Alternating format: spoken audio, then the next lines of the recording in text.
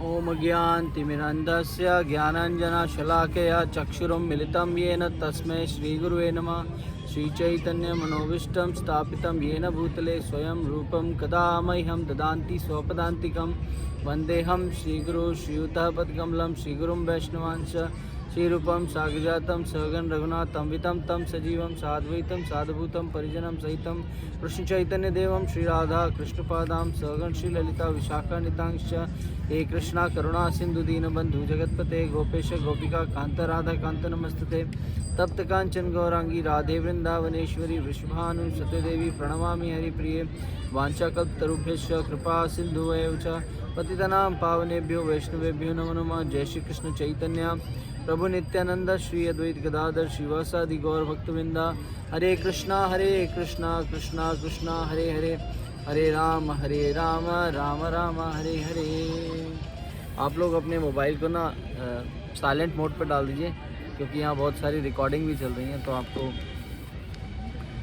Recording से problem होगी। तो आज हम भगवद गीता के अध्याय 14 में हैं, जिसमें हमने पिछली बार चर्चा की थी। कितने लोग थे भगवद गीता के अध्याय 13 में? आप थे? 13 नहीं थे? तो यहाँ पर हमने 13 में चैप्टर में चर्चा की थी मध्य के 6 अध्यायों के बारे में। अभी हम जो हैं मध्य के 6 अध्याय में कृष्ण भक्ति योग के वर्णन करते हैं, ठीक है ना। इसमें जो है जीव, ईश्वर तथा प्रकृति के यथार्थ स्वभाव को बताया गया है, ठीक है ना। अब हम आगे चैप्टर 14 में चर्चा करेंगे।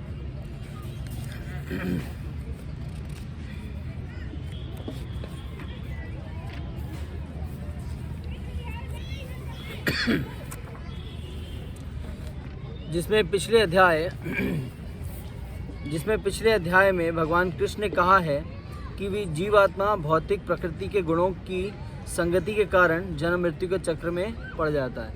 तो ये 3 गुण कौन से हैं? आदि भौतिक, आदि दैविक, 3 गुण कौन से हैं? सत्वगुण, रजोगुण और तमोगुण। ये 3 गुण ऐसे हैं जिनके संबंध के द्वारा हम क्या करते हैं?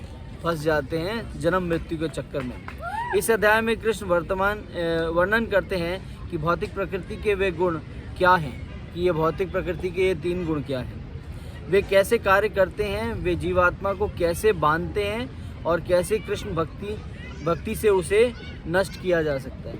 कि जो 3 गुण हैं, सत्वगुण, रजोगुण और तमोगुण, और किस प्रकार से भक्ति करने वाला व्यक्ति इन 3 गुणों से ऊपर उठ सकता है। तो इन 3 गुणों में बढ़ना ही जन्म मृत्यु के बंधन में फंसने का कारण है। जो इन 3 गुणों में फंसता है उसी का बार बार जन्म होता है और उसी की बार बार मृत्यु होती है। तो इस चक्र से बचने के लिए क्या करना होता है? भक्ति का सहारा लेना होता है। और जो व्यक्ति भक्ति में पड़ता है उसको इन 3 गुणों से ऊपर उठने और इन 3 गुणों के बंधन को काटने का मौका मिलता है। अब ये भौतिक गुणों द्वारा आत्मा का बंधन क्या है, ये समझने का प्रयास करेंगे। तो भगवद गीता में आपको वैसे नहीं मिलेगा वो जो मैं अब आपको बताने जा रहा हूँ, वो बुक का ये एक्सप्लेनेशन है, दैट्स वाई उसमें रिटर्न नहीं है। तो भगवद गीता ये भौतिक गुणों द्वारा आत्मा का बंधन किस प्रकार से तोड़ा जा सकता है। कृष्ण परम ज्ञान का गुणगान करते हैं। यहाँ पर इस अध्याय में क्या है?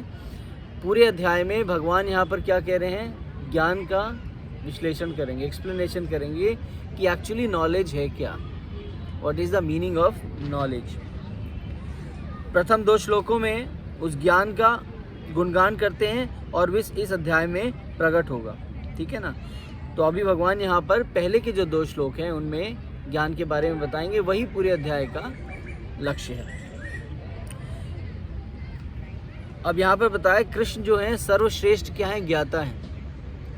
हम हो सकता है कुछ चीज़ें हमें ना पता हों, कुछ चीज़ें पता हों, मगर भगवान ऐसे हैं उनको सब कुछ पता होता है।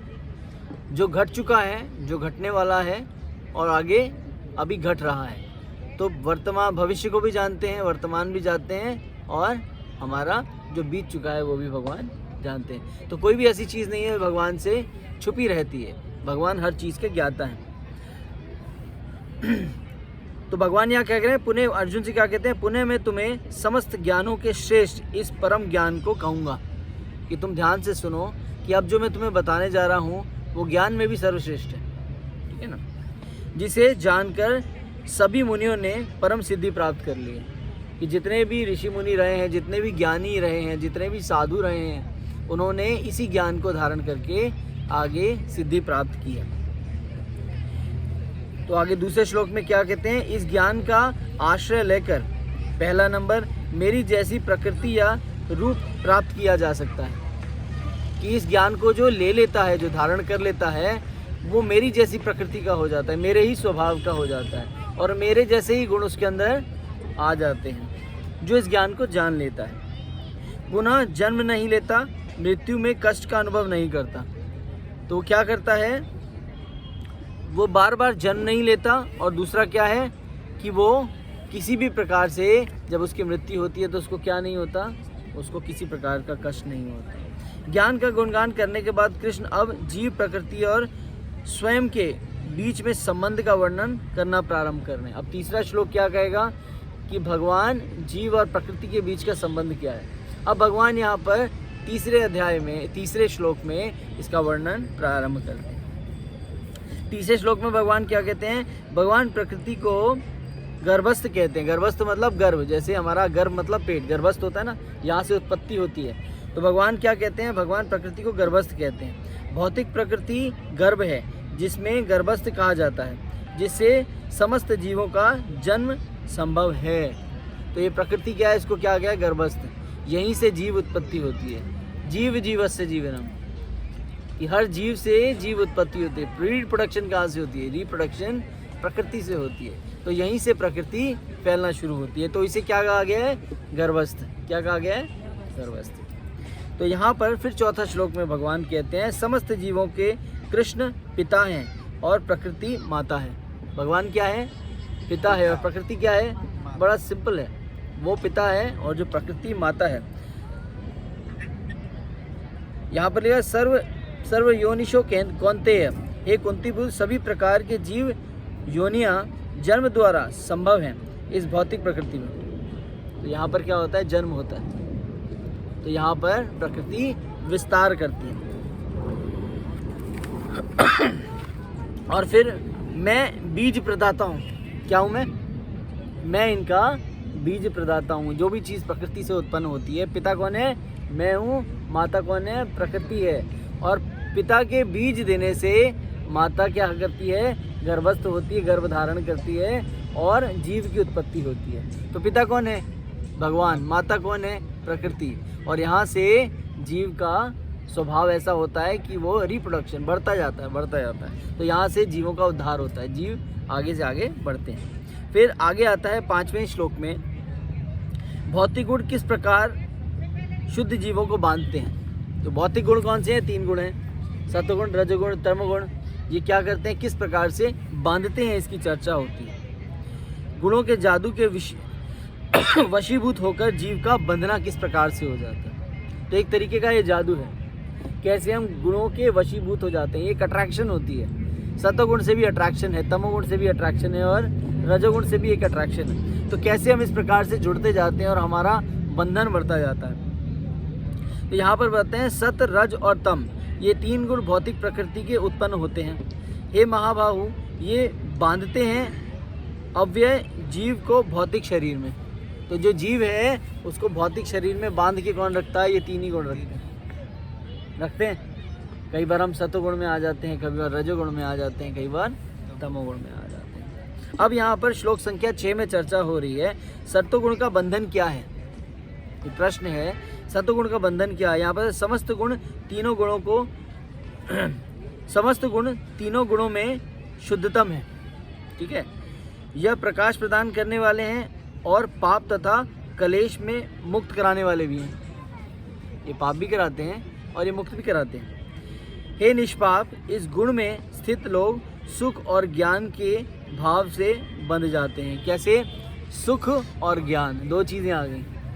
सुख कैसे आ गया, किसी चीज़ का प्राप्त हो जाना, उससे अटैचमेंट हो जाती है, और जो नहीं है उसकी लालसा बरकरार रहती है। सुख होता है तो उससे आसक्ति बन जाती है, और जो नहीं आता उसकी आने की तृष्णा में हम हमेशा बंधे रहते हैं। अब आगे श्लोक संख्या 7 में चर्चा होती है, रजोगुण का बंधन क्या है। अब कहला है पहला, तीन है ना रजोगुण, है ना। अब यहाँ पर शुरुआत हो रही है सतोगुण से, सतोगुण, रजोगुण और तमोगुण। तो पहला बताया सतोगुण का बंधन क्या है। सतोगुण तीनों गुणों से शुद्धतम है, कि ये सतोगुण तीनों गुणों में सबसे श्रेष्ठ है। नंबर 1, यह प्रकाश प्रदान करने वाला है और पाप तथा कलेश से मुक्त कराने वाला है। ये क्या है? प्रकाश प्रदान करता है और पाप तथा कलेशों से मुक्त कराने वाला है। हे निष्पाप, इस गुण में स्थित लोग सुख या ज्ञान के भाव से बंध जाते हैं। अब आगे श्लोक संख्या 7 में चर्चा होती है रजोगुण की उत्पत्ति। अब यहाँ पर रजोगुण के बंधन के बारे में। रजोगुण की उत्पत्ति इच्छाओं से होती है। रजोगुण की उत्पत्ति कैसे होती है? इच्छाओं से। रजोगुण क्या करता है? इच्छाओं से उत्पत्ति होती है। किसी चीज़ की लालसा, इस चीज़ को देखने के बाद उसको प्राप्त करने की जो इच्छा है, यहाँ से उत्पन्न होती है। रजोगुण की उत्पत्ति इच्छाओं से होती है। प्राप्त हुए मतलब जिनको प्राप्त हो चुकी होती हैं, ठीक है ना। इसमें बताया गया प्राप्त हुए के प्रति, जिसे प्राप्त नहीं हुई है उसकी तृष्णा बढ़ती जाती है।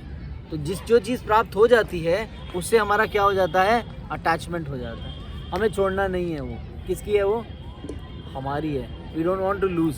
हम इसको खोना नहीं चाहते हैं। और जो चीज़ नहीं आई है उसके लिए हमेशा हमें लेमेंटेशन रहती है। We want more and more. दिल मांगे मोर, कि हमें और चाहिए। अगर हमारे पास एक कार है, हमें दूसरी कार चाहिए, दूसरी है हमें तीसरी कार चाहिए, तीसरी हमें चौथी चाहिए। एक के बाद हमें एक चीज़ के बाद दूसरी चीज़ों को प्राप्त करने की इच्छा होती है। तो कौन सी चीज़ें दो रजोगुण से जोड़ रही हैं? एक तो जो चीज़ प्राप्त हो गई है उससे आसक्ति, और एक चीज़ जो प्राप्त नहीं हुई है उसके प्रति तृष्णा। आप ये बात समझे बड़े ध्यान से, इसको थोड़ा दूर कर सकते हैं अमित को। तो एक चीज़ की तृष्णा बनी हुई है कि एक चीज़ हमसे जुड़ चुकी है, हमारे पास है, उससे हम अटैचमेंट कर लेते हैं। दूसरा, जो चीज़ हमारे पास नहीं है, जो चीज़ हमारे पास नहीं है उसके प्रति हमारी लालसा बनी रहती है। तो ये रजोगुण में बांधता है। आप समझ गए रजोगुण कैसे कार्य करता है? सतोगुण हमारे चीज़ों से छुटकारा दिलाता है, हमारी आसक्ति से छुटकारा दिलाता है। रजोगुण हमें चीज़ों में बांधता है कि ये हमारा है, हमारा ही है और किसी का नहीं है। और जो चीज़ दिख रही है वो अच्छी है, हमारा उसके प्रति लालच है, उसकी तृष्णा में हमेशा हम लगे रहते हैं, मगर संतुष्टि कभी नहीं मिल पाती। हमेशा दिल क्या कहता है? दिल मांगे मोर। यहाँ पर जो है तमोगुण कैसे कार्य करता है? तमोगुण हमें कैसे बांधता है? तमोगुण, यह जानो कि अज्ञान से उत्पन्न तमोगुण समस्त देहधारी जीवों का मोह है। क्या? ज्ञान से उत्पन्न क्या है? सभी चीज़ों से हमें मोहग्रस्त कराता है। हे भरतपुत्र, यह गुण जीवों को पागलपन, आलस्य और निंद्रा से बांधता है। कैसा? किससे बांधता है? पागलपन, किसी भी चीज़ को अननेसेसरली करने की पैशनेट हो जाना, ये पागल है, पागलपन है। और क्या बताया है? आलस्य, ही विल बिकम लेजी, आज नहीं करेंगे कल कर लेंगे। और तीसरा क्या है? निंद्रा, ज़्यादा से ज़्यादा सोने में हमें बताता है। और भगवत गीता में यही बताया गया है, जो भौतिक जगत में व्यक्ति जाग भी रहा है वो भी क्या कर रहा है? सो रहा है। तो यहाँ पर सोने का मतलब किसे बताया गया है? The person who is already awake but still he is sleeping. जाग रहा है मगर सो रहा है, जागते हुए भी सो रहा है, उसको बोध ही नहीं वो क्या कर रहा है, उसको प्रकृति के बारे में पता ही नहीं है। If he says who is प्रकृति, प्रकृति क्या है? बोले साइंस है। मगर भगवत गीता में भगवान क्या करें? मैं पिता हूँ, प्रकृति क्या है? गर्भस्थ है, माता है, और मैं बीज हूँ, मेरे द्वारा ये प्रकृति रिप्रोडक्शन करती है, प्रकृति विस्तार करती है। मगर ये चीज़ नहीं पता लोगों को। बट हम कहाँ रह रहे हैं वो जानना ज़रूरी है। जैसे कि ना बच्चा माँ की गोद में रहता है, तो भगवान के बच्चे किसकी गोद में? माँ की गोद में। भगवान क्या कह रहे हैं? प्रकृति कौन है? माँ है। यहाँ पर फिर इसका सारांश क्या है? सतोगुण, रजोगुण, तमोगुण का सारांश क्या है? सारांश के लिए कहते हैं समस्त गुण सुख से, रजो से सकाम कर्म, और तमोगुण मनुष्य को ज्ञान को आधारित करके पागलपन से बांध देता है। किससे किससे होता है? एक तो माइक पे हमारे पास स्टैंड नहीं है ना, बड़ी दिक्कत होती है। सतोगुण इससे बांधता है सुख से बांध देता है। सतोगुण में व्यक्ति थोड़ा सुखी रहता है, वो बंध जाता है, क्योंकि क्या मिल जाता है, इजी गोइंग लाइफ हो जाती है। दूसरा क्या बताते हैं, रजोगुण सकाम कर्मों से बांधता है। हमें क्या करना चाहिए, हमें निष्काम कर्म करना चाहिए। भगवद गीता में 2 अध्याय में भगवान ने क्या कहा, निष्काम कर्म करना है। निष्काम कर्म क्या है, कर्मों पे भी अपना अधिकार न करना और कर्मों के फलों पे भी अपना अधिकार न जमाना, इसको कहते हैं निष्काम कर्म। वो किसके लिए किया जाता है, वो भगवान श्री कृष्ण की प्रसन्नता के लिए किया जाता है। अच्छा, सकाम कर्म क्या है, सकाम कर्म करना वो दान पुण्य है जिससे रजोगुण की उत्पत्ति होती है। अगर मैंने कुछ अच्छा कर दिया तो उस पर आसक्ति किसकी है, हमारी है। किसने किया, मैंने किया। मैंने वो श्रेय किसको दिया, अपने आप को, भगवान को नहीं दिया, तो इसको कहते हैं सकाम कर्म। और यहाँ पर बताएं सकाम कर्म की उत्पत्ति होती है। और तमोगुण मनुष्य के ज्ञान को आवृत कर उसे पागलपन में बांध देता है। कि तमोगुण क्या करता है, ढक देता है। जो भी ज्ञान है, जो भी आपको पता है, प्रमाद और पागलपन उसको ढक देता है। कोई सुनना नहीं चाहता। किसी से कहो तुम अच्छा बनना चाहते हो, हाँ मैं अच्छा बनना चाहता हूँ। कैसे बनोगे, शराब पी के, मांस खा के, हाँ, अवैध संबंध स्थापित करके। ऐसे मैं खुश रहना चाहता हूँ। मुझे लिबरेसी चाहिए, मुझे फ्रीडम चाहिए।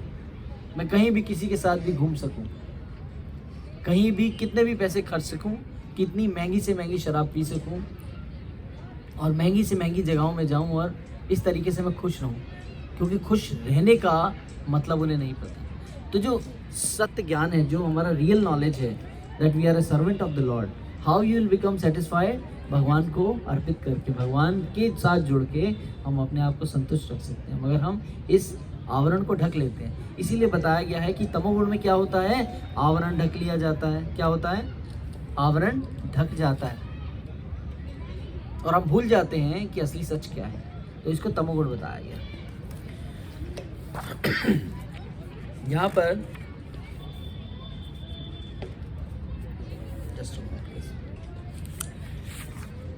पर श्लोक संख्या 20 में चर्चा होती है, गुणों के मध्य प्रतिस्पर्धा। तो ये जो 3 गुण है, सतोगुण, रजोगुण और तमोगुण, इनके बीच में क्या होती है, प्रतिस्पर्धा। प्रतिस्पर्धा को क्या कहते हैं, कंपटीशन। कैसे इनके बीच में कंपटीशन हो रहा है, इनके बीच में कंपटीशन ऐसे होता है, कहा जाता है कभी कभी सतोगुण, रजोगुण तथा तमोगुण पे को परास्त करके प्रधान बन जाता है। कौन कौन, सतोगुण कभी रजोगुण और तमोगुण को परास्त कर देता है, ठीक है ना। और कभी कभी रजोगुण सतोगुण को परास्त कर देता है, और कभी कभी तमोगुण सतोगुण रजोगुण दोनों को परास्त कर देता है। तो कभी कभी सतोगुण प्रधान बन जाता है, कभी कभी तमोगुण प्रधान बन जाता है, और कभी कभी रजोगुण प्रधान बन जाता है। कैसे बनता है पता है आपको, जैसे सुबह सुबह उठते हैं तो कैसे आते हैं, सुबह 5 बजे रेडियो चलाने पे भजन बजते हैं, ओ मैया मोरी मैं नहीं माखन खायो, सब कुछ हो जाते, वाह ये सही समय है भजन का। दोपहर में क्या होता है, फिल्मी गाने चलते हैं, और शाम को क्या होता है, याहू याहू याहू रॉक बजता है। तो क्या होता है, 3 स्वभाव हैं। सुबह का स्वभाव तो एक दूसरे को परास्त कर रहे हैं, शाम का वक्त सुबह को परास्त कर देता है क्योंकि तमोगुण का समय है, और रजोगुण का समय जो है, रजोगुण और तमोगुण को दोनों को परास्त कर रहा है, और जब तमोगुण आ जाता है तो रजोगुण और सतोगुण को परास्त करता है। तो यहाँ तीनों के बीच में कंपटीशन चलता रहता है। उसी तरीके से हमारा जो स्वभाव है उनमें भी कंपटीशन चलता है।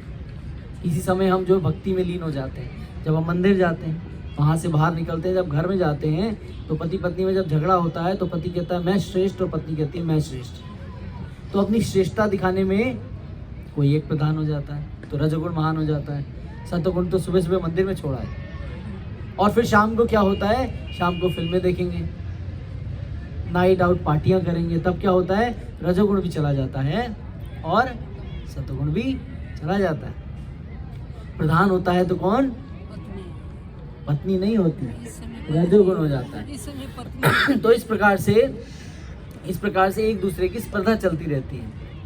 पूर्व कर्मों के संचालन के समापन के अनुसार गुण प्रकट होता है, ठीक है ना। जैसे हम कर्म करते हैं उसके अनुसार हमारा गुण प्रकट होता है। जैसे हमने कार्य पिछले जन्मों में किए हैं वैसे वैसे गुण प्रकट करने की हमारी प्रवृत्ति हो जाती है। हर एक व्यक्ति का अपना स्वभाव होता है, करेक्ट।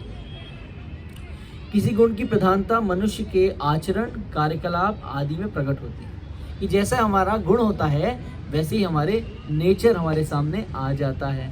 आप देखते हो ये व्यक्ति कितना भक्तिमय है, या ये व्यक्ति कितना अभिमानी है, या ये व्यक्ति कितना आस्तिक है, तीनों में फ़र्क पता चलता है।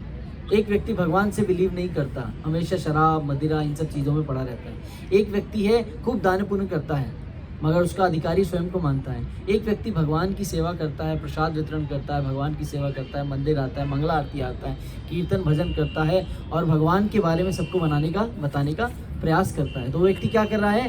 वो सतोगुण का व्यक्ति है। तो यहाँ पर जस्ट प्लीज,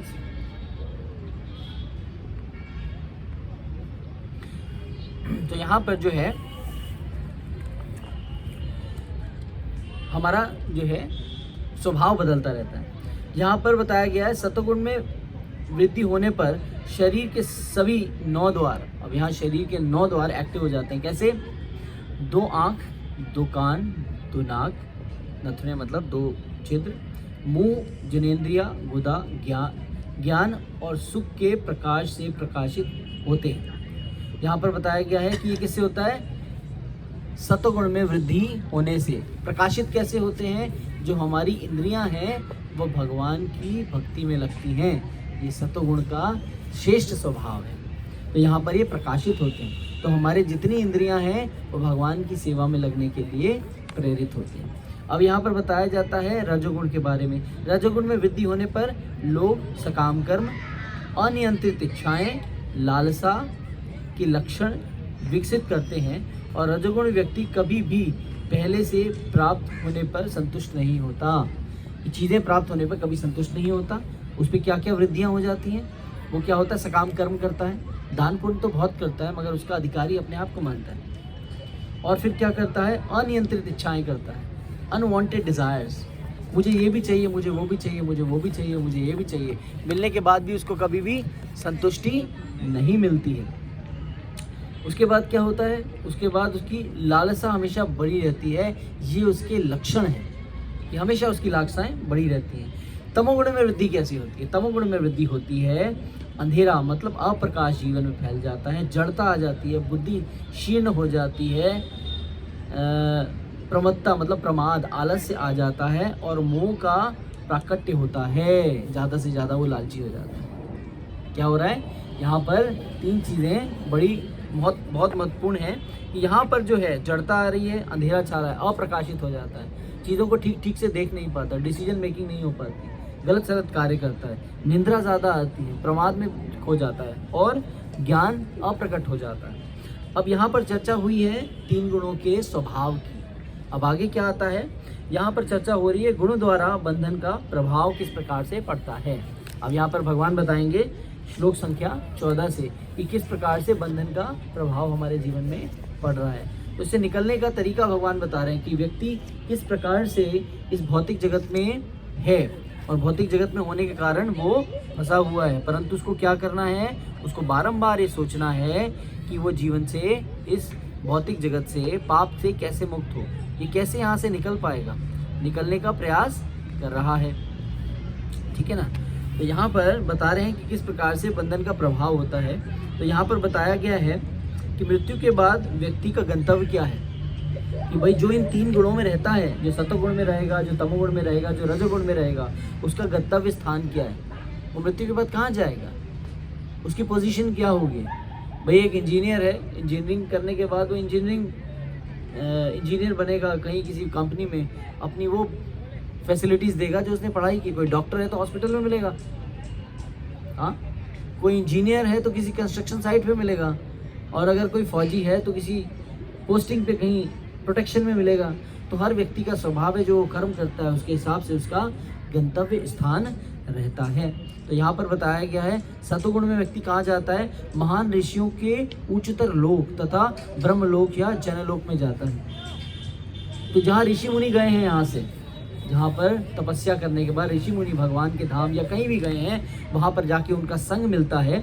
दूसरा क्या होता है? उच्चतर लोकों में जाता है और ब्रह्मलोक में जाता है, और जनलोक जहाँ पर भगवान की भक्ति करने के लिए लोग ऑलरेडी वहाँ पर हैं, मनुष्य योनि में उसको जन्म मिलता है, बारंबार उसको नीचे की योनियों में नहीं जाना पड़ता। फिर क्या बताया गया है, रजोगुण में भूलोक में सकाम कर्मियों के बीच में जन्म मिलता है। भूलोक में कौन से, भूलोक कौन सा है, ये धरती। यहाँ पर सकाम कर्मियों के बीच में जन्म मिलता है। हो सकता है किसी धनवान के घर में जन्म मिल जाए, जहाँ वहाँ खूब दाने पुण्य करे, मगर अपना क्या सोचे, ये सब मेरे द्वारा हुआ है, और फिर फंस जाता है। फिर बताया गया है कि जो तमोगुणी होता है वो निम्न पशुओं की योनि में जाता है। कहाँ पे, कीड़ा मकोड़ा बन सकता है, छिपकली बन सकता है, जैसा बन सकता है। हर जीव एक जीव है। आप समझ लीजिए खाली आप लिविंग एंटिटी नहीं है, बाकी सारी भी लिविंग एंटिटीज़ हैं। आप अकेले नहीं हैं। इस संसार में जो कुछ भी जीव देख रहे हैं वो सब लिविंग एंटिटी है। ठीक है, बस क्या है, हमारे शरीर में डिफरेंस है, हमारी सोचने की शक्ति में डिफरेंस है। क्योंकि भगवान ने जो मनुष्य योनि देनी है, इसी में भगवान जो कहते हैं कि आप मुझे समझ सकते हो, अन्यथा बाकियों की योनि में आप मुझे समझ नहीं सकते। आप जीवन तो जी सकते हो, आहार भी मिल सकता है, मगर आप मुझे समझ नहीं पाते हो। ठीक है ना, आपको आहार तो मिलेगा, मगर मुझे समझने का सौभाग्य केवल मनुष्य योनि में आपको प्रदान होता है। अब यहाँ पर कर्मफल बताए गए हैं कि जो ये 3 गुणों में कार्य करते हैं, इनके कर्मफल कौन से होते हैं, किस प्रकार से उनको इन कर्मों के फल प्रदान किए जाते हैं। तो यहाँ पर बताया गया है सतोगुण में कष्ट रहित शुद्धता, ज्ञान, ब्रह्मलोक तथा उच्चतर या स्वर्गलोक की प्राप्ति। किसकी किसकी, ज्ञान की प्राप्ति होती है। किसको, सतोगुणी व्यक्ति को। उच्च स्थानों की प्राप्ति होती है सतोगुणी व्यक्ति को। और क्या होता है, स्वर्गलोक प्राप्त होता है सतोगुणी व्यक्ति को। और बताया जा रहा है रजोगुण में क्या होता है, दुख, लोभ, मध्यार्थी या पृथ्वी लोक। अब यहाँ पर दुख मिलता है, लोभ मिलता है, आप कष्ट में ही रहोगे, और लालच ज़्यादा से ज़्यादा मिलेगा। और स्थान कौन से मिलेंगे, या तो मध्यर्थी लोक मिलेंगे। मध्यर्थी कौन से हैं, ये जहाँ आप रह रहे हो, ये मध्य लोकों में आता है। ना निम्न में आता है ना उच्च में आता है, ये मिडिल में आता है। और बताया जाता है कि पृथ्वी लोक पे आपको जन्म मिलेगा। इसके तल होते हैं, कई भुवन होते हैं, तो अलग अलग लोक हैं, इसमें से आप हैं मिडियल लोक में। यहाँ पर आप जी रहे हैं, तो ये भी आपको रजोगुण के द्वारा प्राप्त हुआ। अब यहाँ बताया गया तमोगुण व्यक्ति कहाँ जाता है और कैसा स्वभाव करता है। मूर्खता, जो तमोगुणी व्यक्ति होता है उसका स्वभाव क्या होता है, अज्ञान, जिसको कहा जाता है मूर्खता, मूर्ख व्यक्ति होता है। पागलपन मतलब प्रमाद, वो हमेशा पागलपन करने वाली स्थिति में रहता है। उसको कितना भी अच्छा आप बता दो, रहेगा वही वैसे ही। जैसे बहुत सिंपल उदाहरण है, अच्छा खाना मतलब क्या होता है, सिंबल किसको कहते हैं, रेस्टोरेंट। ये कलयुग का आचरण है। अच्छा खाना मतलब रेस्टोरेंट, मगर अच्छा खाना मतलब घर का बना हुआ स्वादिष्ट व्यंजन। मगर अच्छा मतलब किसी घर में कोई फंक्शन है तो क्या होता है, आज कुछ अच्छा करते हैं, अच्छा खाते हैं। अच्छा खाने के लिए मतलब हम किसी होटल को बुक करते हैं, वहाँ जाते हैं, रेस्टोरेंट में बैठते हैं, वहाँ खाते हैं। तो अच्छे की परिभाषा बदल गई। अच्छा मतलब बाहर जाके खाना, मगर अच्छा क्या होता है, घर में खाना। तो ये बुद्धि का आवरण है। हमारी जीवा कुछ और कहती है और होता कुछ और है। आप समझ रहे हैं, जैसे वार्तालाप भी बदल चुकी है। जैसे किसी ने बोला मेरे पिताजी का स्वर्गवास हो गया, अच्छा, आप समझे मेरी बात। तो 2 अच्छे हैं, एक तो चौंकाने वाला अच्छा है और एक है अच्छे वाला अच्छा है। तो स्वभाव कुछ और होता है और शब्दकोश कुछ और होते हैं। तो ये भौतिक जगत का ये लक्षण है। धीरे धीरे हमारी भाषा हमारा साथ नहीं देती है, और बोलने वाला भी कुछ गलत बोलता है और समझने वाला उस बात को समझ जाता है, क्योंकि दोनों एक ही परिस्थिति में जी रहे हैं। आप समझ गए मेरी बात। तो यहाँ पर क्या है, मूर्खता आती है, पागलपन आता है, मोह, और नीचे के लोकों में उसको स्थान मिलता है। और वैसे भी स्थान कहाँ मिल रहा है, तमोगुण में। तमोगुण में मतलब अज्ञानता में जीता है। सतोगुण में क्या कहते हैं, ओम अज्ञानतिमिरन्धस्य ज्ञानांजन शलाकया चक्षुरुम मिलितम ये ना तस्मै श्री गुरु नमः, कि मेरे नेत्र खोलो। वो कौन कहता है, सतोगुणी व्यक्ति गुरु के पास जाता है, मुझे बोलता है अंधकार से निकालो, मेरे चक्षुओं को खोलो, मैं वो चीज़ें नहीं देख पा रहा हूँ जो मैं देखना चाहता हूँ। इस भौतिक जगत में मुझे सिर्फ रजोगुण दिखाई दे रहा है। जिस चीज़ को प्राप्त करता हूँ उससे मुझे आसक्ति हो जाती है, और जो नहीं मिलती उसकी तृष्णा हमेशा बरकरार रहती है। और तमोगुण में जब मैं ऐसे स्थानों पर रहता हूँ जहाँ पर लोग आलस्य और प्रमाद में जी रहे हैं, उनका संग करके मैं भी उसमें जीने लगता हूँ। कृपया करके मुझे गुरु की संगति दीजिए और मुझे बताइए कि मैं सत्वगुण से भगवान को किस प्रकार से प्राप्त कर सकता हूँ। ये सत्वगुण की इम्पोर्टेंस है। तो यहाँ पर ये सत्वगुण की इम्पोर्टेंस है। यस, तो यहाँ पर बताया गया है गुणों के संपर्क नियंत्रण, गुणों के सर्वव्यापी नियंत्रण का वर्णन करने के बाद कृष्ण अब वर्णन करते हैं कि किस प्रकार गुणों को पार किया जाए और गुणों के संबंध से उसकी प्राप्ति हो, भगवान की प्राप्ति हो। किस प्रकार से इन गुणों से अपने आप को निकाल के बाहर किया जाए, क्योंकि जो बताया जाता है, जो शुद्ध भक्त है, जो शुद्ध सत्व में रहने वाला है, वो व्यक्ति ना तो तमोगुण में रहता है, ना रजोगुण में और ना सतोगुण में। सतोगुण में भी क्या है, अच्छे कार्य करने की प्रवृत्ति रहती है, मगर दूसरों को संतुष्ट करने की प्रवृत्ति रहती है, मगर उससे के ऊपर के जो लक्षण है उसमें सिर्फ एकमात्र विषय होता है कि भगवान को प्रसन्न करना है। इनकी सेवा मतलब भगवान की सेवा, पौधों की सेवा मतलब भगवान की सेवा, और किसी भी व्यक्ति विशेष की या किसी भी जीव की या किसी जड़ पदार्थ की भी सेवा, वो क्या है, भगवान की सेवा। इस बुद्धि से वो कार्य करता है। काम तो सभी करते हैं, मगर बुद्धि हमारे गंतव्य स्थान को बदल देती है। तमोगुणी व्यक्ति अपने मजे के लिए कार्य करता है, रजोगुणी व्यक्ति अपने सम्मान के लिए कार्य करता है, सतोगुणी व्यक्ति अपने अच्छे के लिए कार्य करता है, अपने पुण्य कर्मों के लिए कार्य करता है। मगर इससे भी ऊपर जो लक्ष्य है, जो गुण है, भगवान बताना चाह रहे हैं, वो क्या करता है, वो मेरे लिए कार्य करता है। ना तो अपने मज़े के लिए करता है, ना स्वभाव के लिए, अपने नाम के लिए करता है, और ना ही किसी को संतुष्ट करने के लिए करता है। वो केवल मुझे संतुष्ट करने के लिए करता है। इसीलिए वो इन तीनों गुणों से ऊपर है। उसे क्या कहा है भगवान ने, एक शब्द कहा है, गुणातीत। क्या कहा है उसे, क्या कहा है, गुणातीत। वो व्यक्ति कौन है, वो गुणातीत है। और दूसरे अध्याय में भगवान ने उसका एक और नाम लिया है, स्थित प्रज्ञ, कि वो गुणातीत है, जो इन तीनों से ऊपर रहता है। अब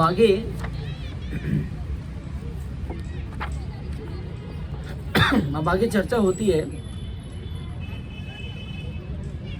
इसका सार क्या है, ठीक है ना। ज्ञान विवेक बुद्धि पर बल देता है। इस पे ज्ञान जो है विवेक बुद्धि पर बल देता है। विवेक बुद्धि से व्यक्ति को यह समझ में आता है कि वह शरीर नहीं है, कृष्ण परमेश्वर है, और मुक्त होने के लिए उसे कृष्ण का शरण लेना चाहिए। अतः ज्ञान वह मार्ग है जिसकी परिणति भक्ति में होती है। तो ज्ञान क्या मार्ग है, भगवान के पास जाने का मार्ग है, भक्ति में अग्रसर होने का मार्ग है। और भगवान क्या है, भगवान के ही संग के द्वारा हम इन चीज़ों से मुक्त हो पा सकते हैं, और हमारी विवेक बुद्धि तभी बढ़ती है। हम सब लोगों के पास बुद्धि है, जैसे सबके पास तलवार है, मगर जीतता कौन है, वार कौन कर सकता है, जिसकी तलवार में धार है।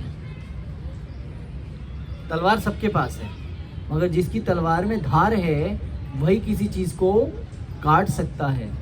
तो कहने का मतलब है, संसार में बहुत सारे लोग कार्य कर रहे हैं, मगर श्रेष्ठ कार्य कौन कर सकता है, जिसके पास विवेक है। कार्य सब व्यक्ति कर रहे हैं, सबके हाथों में तलवार है, मगर काट कौन सकता है, जिसके तलवार में धार है। सब लोग नहीं काट सकते, बैलेंस बराबर है सबका, सब विवेकवान है, सबके अंदर बुद्धि है, मगर काट वो सकता है जिसकी तलवार में धार है। तो यहाँ भगवान के साथ संबंध जोड़ने से हमारी बुद्धि का विवेक बढ़ जाता है, हमारी बुद्धि का विस्तार होता है, और विस्तार होता है तो हम चीज़ को ठीक तरीके से देख सकते हैं, उसका अनुमांकन लगा सकते हैं, उसका डिसीजन मेकिंग अच्छे से कर सकते हैं, जब हमारी बुद्धि उस प्रकार की हो जाती है।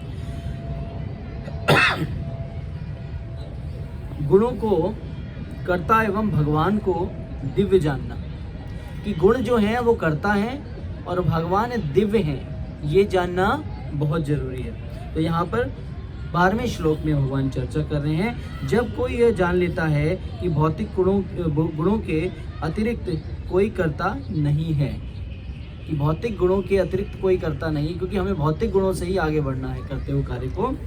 यह जानना है कि परमेश्वर गुणों से परे हैं, कि ये जो गुण हैं जिनमें हम जीत रहे हैं, सतोगुण जी रहे हैं, सतोगुण, रजोगुण, तमोगुण, भगवान इनसे परे हैं। हालांकि भगवान ने बनाया है, भगवान का ही नियम है बनाया, मगर भगवान इसमें जुड़े नहीं हुए। जैसे कि जज एक लॉ बनाता है मगर लॉ उसके ऊपर भी लागू होता है, मगर भगवान एक लॉ बना रहे हैं जो लॉ भगवान पे लागू नहीं होता। ठीक है, यहाँ भगवान उससे परे हैं, को पार कर मेरे आध्यात्मिक स्वभाव को प्राप्त करता है। यहाँ पर बताया है वह जानता है कि परमेश्वर गुणों से परे हैं, वो भौतिक जगत को पार करके आध्यात्मिक स्वभाव को प्राप्त करता है। कि मैं करता हूँ, मैं कर रहा हूँ इस स्वभाव को, ये भगवान ने ही बनाया है और इसी को भगवान के द्वारा, जैसे भगवान ने नियंत्रित किया है, जैसी एजुकेशन दी है, उसी के द्वारा चलते हुए गंतव्य स्थान से भगवान के स्वभाव को प्राप्त करना और भगवान को प्राप्त करना। तो यहाँ पर श्लोक संख्या आगे चर्चा हो रही है। जब कोई शरीर से संबंध गुणों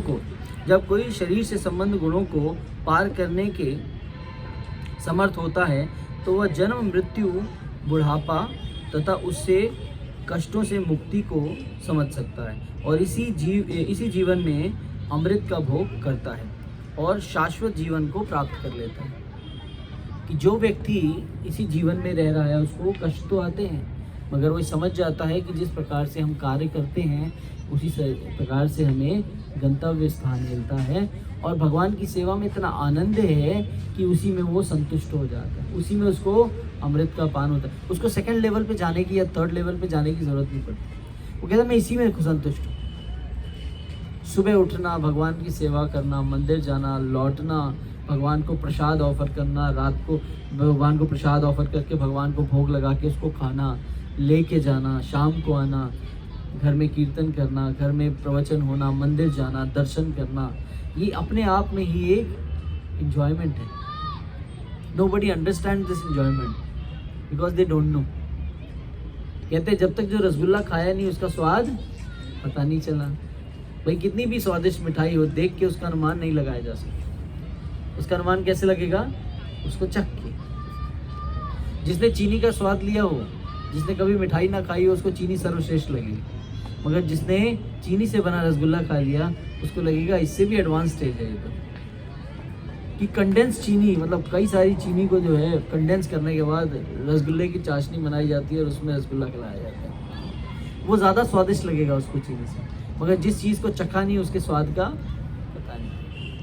तो कहने का मतलब ये है कि लोगों को पता नहीं real enjoyment, real successful life, real satisfaction किसे कहते हैं। तो यहाँ पर बताया गया है गुणों को पार करने के परिणाम को सुनकर अर्जुन कृष्ण के गुणों को पार करने की प्रक्रिया के बारे में तथा जिसने गुणों को पार कर लिया है ऐसे व्यक्ति के लक्षण और स्वभाव के बारे में जिज्ञासा करते हैं। कि अर्जुन पूछ रहे हैं आपने इतनी श्रेष्ठ बातें मुझे बता दी, 3 गुणों के व्यवहार के बारे में बता दिया, इनके बंधन के बारे में बता दिया, इनसे मुक्ति का मार्ग भी बता दिया। अब मुझे ये बताइए, मुझे उदाहरण दीजिए कि ऐसे व्यक्तियों के बारे में बताइए जिन्होंने ऐसा किया है, उनके लक्षणों के बारे में बताइए। हर चीज़ एग्जाम्पल से होती है। हर व्यक्ति पूछता है इसको करने से क्या होगा, तो उसको एग्जाम्पल बताया जाता है, इसको करने से ये होगा। प्रत्यक्ष को प्रमाण की ज़रूरत नहीं पड़ती। तो अर्जुन कह रहे हैं भगवान आपने इतनी सारी चीज़ें तो मुझे बता दी, अब मुझे एक एग्जाम्पल भी तो दीजिए। उन गुणों के बारे में, उन व्यक्तियों के बारे में बताइए, उन गुणातीत व्यक्तियों के बारे में बताइए। तो भगवान क्या कहते हैं, गुणातीत व्यक्ति के बारे में अर्जुन ने प्रश्न किए। अब कौन कौन से प्रश्न किए? पहला प्रश्न, वह किन लक्षणों को द्वारा जाना जाता है, कि ऐसा व्यक्ति के लक्षण क्या होते हैं, कैसे वो जाना जाता है। दूसरा प्रश्न, उसका आचरण कैसा होता है, वो व्यक्ति कैसा आचरण वाला है, उसका कैरेक्टर कैसा है, उसका स्वभाव कैसा है। तीसरा प्रश्न कहते हैं गुणों को पार करने की विधि क्या है। तो पहला क्या है बताइए, उसके लक्षणों द्वारा उसको पहचाना कैसे जाए। दूसरा, उसका व्यवहार कैसा है। और तीसरा क्या है, उसको बताइए, भूल जाते हैं। पहला है कि उसके लक्षणों के कैसे उसे पहचाना जाए। दूसरा, उसका आचरण कैसा होगा। तीसरा, गुणों को पार करने की विधि क्या है, कि इन 3 गुणों को पार मैं कैसे करूँगा, इसकी विधि भी बताइए। तो अर्जुन ने ऐसे प्रश्न पूछे। तो यहाँ पर अर्जुन दूसरे अध्याय में भी इन्हीं प्रश्नों को पूछते हैं, मगर उन्होंने ये नहीं पूछा था कि इनको पार कैसे किया जाए। उन्होंने क्या पूछा था कि इन भक्तों के लक्षण क्या कहते हैं। दूसरे अध्याय में उन्होंने भगवान ने स्थित प्रज्ञ व्यक्ति के बारे में बताया था, कैसे चलता है, कैसे खाता है, कैसे बोलता है। मगर अब भगवान बताते हैं कि वो 3 गुणों को पार कैसे करता है, ठीक है ना। तो यहाँ पर अर्जुन द्वारा गुणातीत के बारे में पूछे गए ये प्रश्न हैं, जिसमें भगवान कहते हैं, इसमें अर्जुन कहते हैं गुणातीत के लक्षण क्या है। प्रकाश, वो हमेशा ज्ञानवान रहता है, प्रकाश में रहता है। आसक्ति और मोह की उपस्थिति से घृणा नहीं करता। कैसे?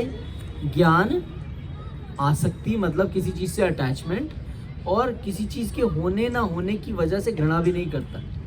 किसी भी पदार्थ से उसको घृणा नहीं है। भले वो धनवान है तो ये भी नहीं सोचता कि मैं धनवान क्यों, मैं हूँ तो भगवान की कृपा से, और नहीं हूँ तो भगवान की कृपा से। इसमें उसको किसी भी प्रकार का अभिमान नहीं होता। ज्ञान होने पे भी उसको अभिमान नहीं होता, धन होने पे भी अभिमान नहीं होता, और किसी चीज़ की तृष्णा उसको ज़्यादा ललाहित नहीं करती, किसी चीज़ के पीछे लालची वो नहीं रहता। फिर क्या बताते हैं,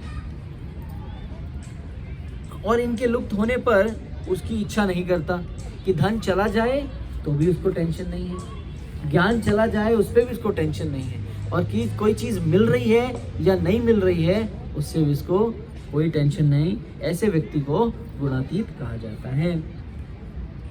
अब श्लोक संख्या 23 और 24 की चर्चा होती है। 23-24 में क्या है, गुणातीत का आचरण क्या है। आचरण मतलब उसका व्यवहार कैसा है,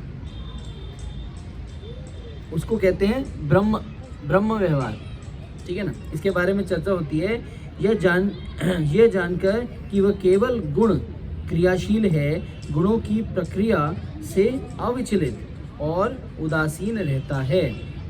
चाहे सुख आए जीवन में, चाहे दुख आए जीवन में, वो किसी भी चीज़ की प्रक्रिया से अविचलित नहीं होता। वो क्या होता है, समभाव रहता है, स्टेबल रहता है, परेशान नहीं होता।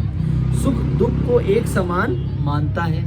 दूसरा, वो दुख सुख को एक समान मानता है। तीसरा क्या है, मिट्टी के ढेरे, पत्थर, स्वर्ण के टुकड़े को समान दृष्टि से देखता है। क्या करता है, मिट्टी का ढेर, सोने का ढेर और पत्थर का ढेर, उसको एक समान दिखता है। वो तीनों में समानताएं करता है, उससे लालच नहीं होता।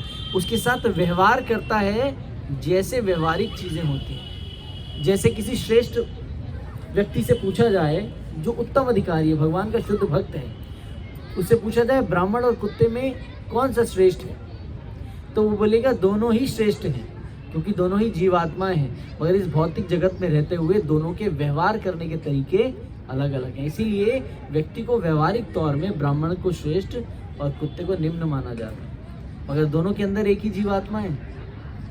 आप समझे? तो ये परिभाषा है इसकी। फिर कहा गया है प्रिय अप्रिय के प्रति सम्मान दृष्टि रखने वाला। चाहे दुश्मन हो चाहे सखा, दोनों को एक ही समान दृष्टि से देखता है। इसको दूंगा, इसको नहीं दूंगा, ये बदमाश है और ये अच्छा है, ये दृष्टि नहीं रखता। भले उस व्यक्ति के साथ कोई बुरा क्यों ना करे, मगर वो उसको बुरी दृष्टि से दूसरे व्यक्ति को नहीं देखता। और क्या है, प्रशंसा तथा बुराई में समभाव रहता है। चाहे उसकी प्रशंसा कर दो चाहे बुराई कर दो, दोनों में उसको एक ही मजा आता है। वो क्या कहता है, मेरी प्रशंसा हुई है इसका मतलब मैं कुछ ठीक कर रहा हूँ, और ये नहीं होनी चाहिए, ये सब तो भगवान की कृपा से हुआ है। और अगर मैं कुछ गलत कर रहा हूँ इसका मतलब क्या है कि मुझे सुधार करना चाहिए, मैं अपराध कर रहा हूँ, मैं पापी हूँ। तो अच्छे में और बुरे में दोनों में संभाव रहता है, विचलित नहीं होता, दोनों को एक समान मानता है। जैसे मेडल मिल जाए तो बहुत खुशी होती है, वही जूते का हार कोई पहना दे तो कैसा लगेगा। मगर दोनों ही आपके कर्मों द्वारा मिलते हैं, तो उसमें विचलित क्यों होते हैं। जब मेडल मिला तो भी आपने परिश्रम किया था, और जूतों का हार मिला उसमें भी आपने कुछ ना कुछ परिश्रम जरूर किया होगा। वहाँ अच्छे मार्ग में परिश्रम किया था, यहाँ गलत मार्ग में परिश्रम किया था, परिश्रम तो दोनों ही जगह मिला। तो अवार्ड तो मिलना है, चाहे वो अच्छा हो या बुरा, तो परिश्रम तो दोनों जगह किया। और आपकी इच्छानुसार मुख हुआ है, इसीलिए आपको जूते का हार मिला और दूसरी जगह आपको मेडल मिला। यहाँ पर क्या है, मान तथा सम्मान में संभाव रहना। ये एक ही चीज़ है, प्रशंसा होना या बुराई होना, या मान सम्मान में संभाव रहना, ये बताया है। शत्रु और मित्र के साथ समान व्यवहार करना, कि कोई दुश्मन है या मित्र है, दोनों के साथ एक ही व्यवहार रखना। तुल्य कहते हैं इसे, तुल्य मित्रता। और भौतिक कार्यों का परित्याग कर देना, जो भक्ति के लिए अनुकूल है उसे अपनाना, और जो भक्ति के लिए प्रतिकूल है उसको तुरंत त्याग देना। समझ गया आपने? जो भक्ति के लिए फेवरेबल है, आपके कैरेक्टर को बना के रखता है, उसको उठा लेना, और जो आपके कैरेक्टर को गिरा रहा है, आपकी भक्ति को नीचा कर रहा है, और आपके स्वाभिमान, जो आपका एक व्यक्तित्व है, उसको खराब कर रहा है, तो उसको तुरंत त्याग करना है। इसको कहते हैं प्रतिकूल और अनुकूल परिस्थिति, कि अनुकूल में उठाना और प्रतिकूल में छोड़ देना। जो आपके लिए अच्छा है वही उठाते हो, जो बुरा है उसको छोड़ देते हो। वैसे ही जो आपके कैरेक्टर को अच्छा रखने के लिए अच्छा है उसको पिक करना, और जो कैरेक्टर को गिरा रहा है उसको तुरंत त्याग देना। ऐसा व्यक्ति होता है, उसको कहते हैं गुणातीत। फिर श्लोक संख्या 26 में चर्चा आती है, गुणातीत होने की विधि शुद्ध भक्ति है। अब गुणातीत व्यक्ति कैसे हो सकता है? शुद्ध भक्ति के द्वारा। और भक्ति क्या है? हमेशा ये लालसा बनी रखना कि मुझे भगवान की सेवा करनी है, वही भक्त कहलाता है। भक्ति कोई घंटे 2 घंटे की नहीं होती, भक्ति आजीवन चेतना की होती है, कि मेरी चेतना भगवान को संतुष्ट करने की है, वही भक्त है। ऐसा नहीं मंदिर गया 1 घंटे के लिए तो भक्त है, मंदिर से बाहर निकलने के बाद वो अभक्त है या कम भक्त है, ऐसा नहीं है। वो भक्त है, उसकी चेतना हमेशा 24 घंटे भगवान की सेवा करने में होनी चाहिए। तो यहाँ पर बताया जाता है गुणातीत होने की विधि क्या है? शुद्ध भक्ति। यहाँ पर जो समस्त परिस्थितियों में अविचलित भाव से पूर्ण भक्ति में प्रवृत्त होता है। अविचलित भाव से, सुख में, दुख में, सर्दी में, गर्मी में, निरंतर भगवान की सेवा करने में एक ही समान दृष्टि रखता है, अविचलित नहीं होता, उसके बारे में बताया गया है। तुरंत भौतिक प्रकृति के गुणों को लांघ जाता है और इस प्रकार ब्रह्म स्तर पर पहुंच जाता है। भौतिक प्रकृति के गुणों को लांघ जाता है, तमोगुण, रजोगुण और सत्वगुण से ऊपर चला जाता है, और हमेशा भगवान की संतुष्टि और भगवान की सेवा में तत्पर है। यहाँ पर कई लोग हैं जो वॉक कर रहे हैं, कई लोग जो खेल रहे हैं, इसका एक लक्ष्य है, क्या है मालूम है? Want to become good health, कि सबको एक अच्छी हेल्थ चाहिए, मगर किस लिए चाहिए आप समझ रहे हो? मगर यहाँ कोई एक भक्त भी होगा, अभी यहाँ पे राम बाबू अभी मुझे दिखे, वो जप कर रहे थे, वो अपने आप को तंदुरुस्त रख रहे हैं, क्यों? ताकि वो भगवान की सेवा कर पाए। और कई लोग घूम रहे होंगे जो अपने आप को संतुष्ट रखना चाहेंगे, तंदुरुस्त रखना चाहेंगे। कुछ लोगों के टाइम पास कर रहे होंगे। हेल्थ किस लिए? हेल्थ भगवान की सेवा के लिए। तो ये मेंटालिटी का फ़र्क पड़ता है कि मैं स्वस्थ क्यों रहना चाहता हूँ।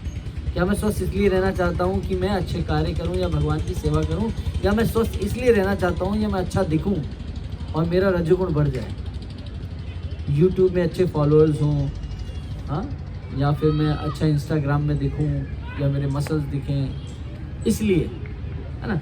तो व्यक्ति का लक्ष्य क्या है वो जानना ज़रूरी है, और लक्ष्य के अनुसार ही हमें गंतव्य स्थान प्राप्त होता है। तो यहाँ पर आगे बताते हैं, कृष्ण ने कहा कि भक्ति करने से ब्रह्म की प्राप्ति होती है, लेकिन एक भक्त ब्रह्म साक्षात्कार की इच्छा नहीं करता। कि भगवान की प्राप्ति होती है, मगर एक भक्त जो है सिर्फ भगवान की सेवा में संतुष्ट है। वो ये नहीं कहता कि भगवान मुझे ऐसी स्थान दो जहाँ तुम मुझे प्राप्त हो जाओ, मेरे को कोई भी स्थान दो, मगर मैं तुम्हारी सेवा में हमेशा लगा रहा हूँ, मुझे सिर्फ तुम्हारी सेवा चाहिए। इसमें वो एंजॉयमेंट है जो वहाँ बिना सेवा के रहने में भी वो एंजॉयमेंट है। यहाँ पर भक्त की स्थिति ऐसे बताई जा रही है। इसलिए कृष्ण ब्रह्म के साथ उनके स्वयं के संबंध का वर्णन करते हैं, और इस प्रकार भक्ति पर पुनः जोर देते हैं कि ये मेंटालिटी होनी बहुत ज़रूरी है। I want to serve my Lord, कि मुझे एक ऐसा स्थान नहीं चाहिए जहाँ पर मैं इंजॉय कर सकूँ। मुझे हमेशा डिफ़िकल्टीज़ में भगवान की सेवा करने में इतना मज़ा आता है जितना कहीं भी नहीं आता। यहाँ पर आखिरी श्लोक है, वास्तविक दृष्टा का परमात्मा के प्रति दृष्टिकोण, कि भगवान के प्रति क्या दृष्टिकोण होना चाहिए, इसके बारे में चर्चा हुई है। ब्रह्मो ही प्रतिष्ठाहम, मैं उस निराकार ब्रह्म का आश्रय या आधार हूँ जो अमरत्व, अविनाशी, शाश्वत और चरम सुख का स्वभावी पद है। कि भगवान की जो चरण कमल है, भगवान की जो सेवा है, जिनके ऊपर मैं आश्रित हूँ, वो भगवान, वो क्या है, दृष्टि है, ये दृष्टिकोण है भगवान के प्रति कि मुझे क्या करना है।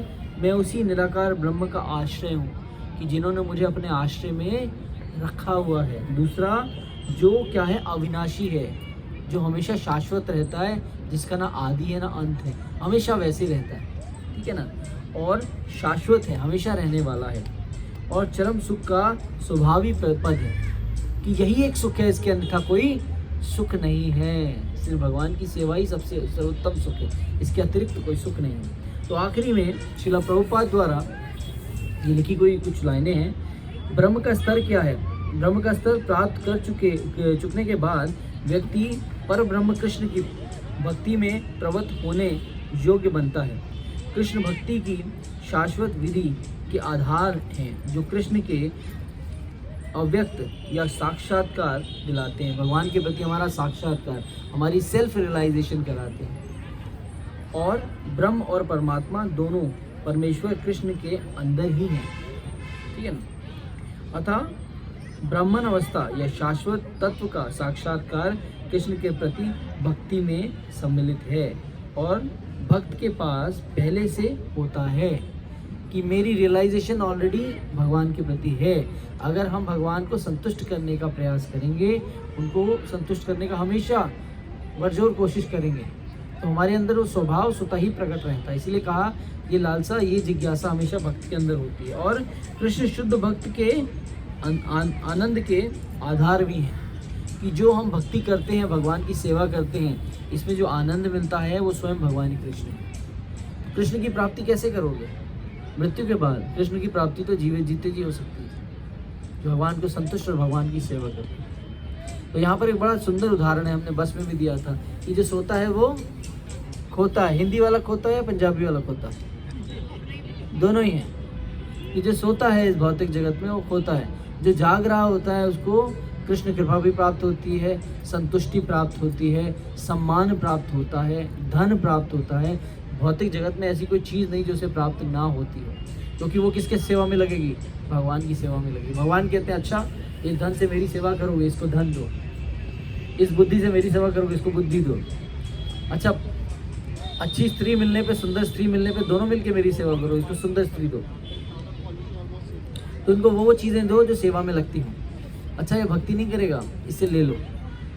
अच्छा इस जन्म में नहीं ला, अगले जन्म में इसको मैं, इस जन्म में इसको सेठ बनाता हूँ और अगले जन्म में मैं इसको भिखारी बना दूँगा। जी ले बेटा जितनी ज़िंदगी जी, इसके सारे कर्म जो हैं इसी जन्म में भोग लेने दो, अगले जन्म में इसको कंगाल बनाऊँगा।